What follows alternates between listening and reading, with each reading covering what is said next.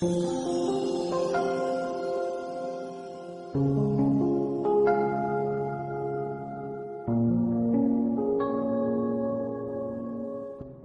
14th, 2016, Thursday of the first week in Ordinary Time. A reading from the first book of Samuel. The Philistines gathered for an attack on Israel. Israel went out to engage them in battle, encamped at Ebenezer, while the Philistines camped at Aphek. The Philistines then drew up in battle formation against Israel. After a fierce struggle, Israel was defeated by the Philistines, who slew about 4,000 men on the battlefield. When the troops retired to the camp, the elders of Israel said, "Why has the Lord permitted us to be defeated today by the Philistines? Let us fetch the ark of the Lord from Shiloh, that it may go into battle among us and save us from the grasp of our enemies." So the people sent to Shiloh and brought from there the ark of the Lord of hosts, who is enthroned upon the cherubim. The two sons of Eli, Hophni and Phinehas, were with the ark of God. When the ark of the Lord arrived in the camp, all Israel shouted so loudly that the earth resounded. The Philistines, hearing the noise of shouting, asked, "What can this loud shouting in the camp of the Hebrews mean?" On learning that the ark of the Lord had come into the camp, the Philistines were frightened. They said, "Gods have come to their camp." They said also, "Woe to us! This has never happened before. Woe to us! Who can deliver us from the power of these mighty gods? These are the gods that struck the Egyptians with various plagues and with pestilence. Take courage and be manly, Philistines. Otherwise you will become slaves to the Hebrews, as they were your slaves. So fight manfully." The Philistines fought, and Israel was defeated. Every man fled to his own tent. It was a disastrous defeat in which Israel lost 30,000 foot soldiers.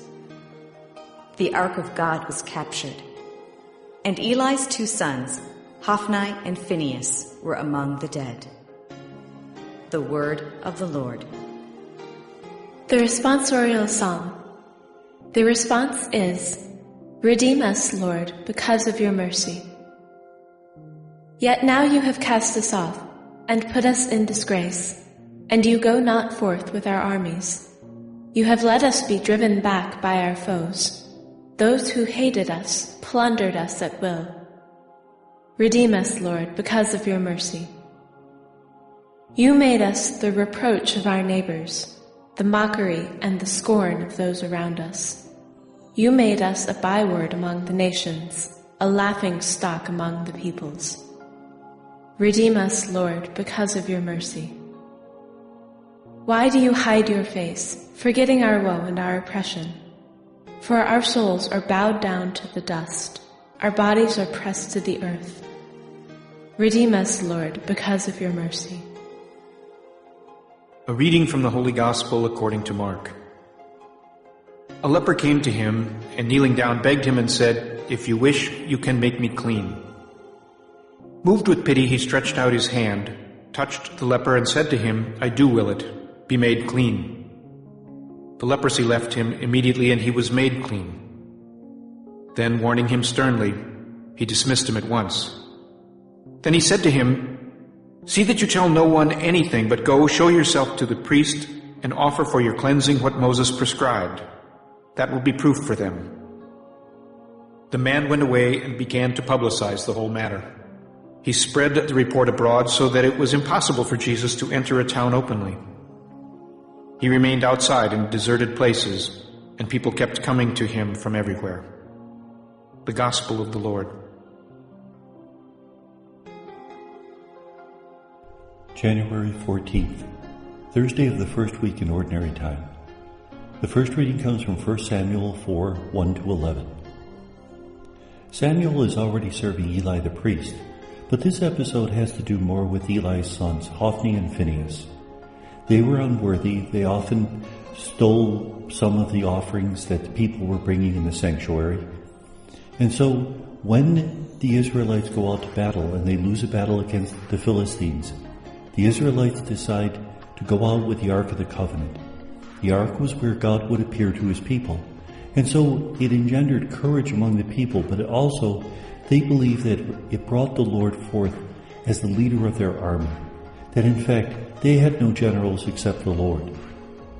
They brought that ark out, but because they're being led by unworthy men, the ark is taken captive, and Hophni and Phinehas are killed. This is a sign that the ark is not a totem object that can be used at will. It's a reminder that when we pray to the Lord, when we pray to our favorite saints, we should not use them for our own manipulative purposes, but rather form a real, authentic relationship with them. The Gospel is from Mark 1, 40 to 45. In the previous verse, we heard about how Jesus performed many miracles, healed many people. And this particular passage doesn't give us a timeline. It doesn't tell us that it happened immediately after, as many of the miracles in Mark's Gospel do. Rather, it simply tells us that a leper came up to Jesus and asked to be made clean. Jesus does heal him and sends him to the priest to offer his sacrifice that would authenticate his cleansing. In ancient Israel, people were terrified of leprosy, so any skin condition, even acne, eczema, would be considered a form of leprosy. And these people would recover from that difficulty. They were considered to have been cleansed from leprosy. Now, true leprosy, Hansen's disease, obviously couldn't be cleansed from it unless there were a miraculous healing, and that's what occurs in this verse. But otherwise, it was possible to be cleansed because it wasn't really leprosy. Nevertheless, when one was so-called cleansed, one had to go to the priest to offer a sacrifice so that the cleansing could be authenticated. People were so terrified of leprosy that someone official had to make sure that this was okay. The man was told not to say anything to anyone, and that's a consistent trait in Jesus' ministry. He often tells people not to tell anyone about the favor that they've received. He doesn't want to receive publicity as a miracle worker. He wants to call people to conversion. Nevertheless, the man spreads the news everywhere, and it's very difficult for Jesus to enter a town openly. In fact, he tends to stay outside in deserted places. And even in spite of that, people keep coming to him. So obviously this passage is intended to show us the spread of the ministry. That Jesus is so successful that even when he hides away in deserted places, people follow him. And may God bless us.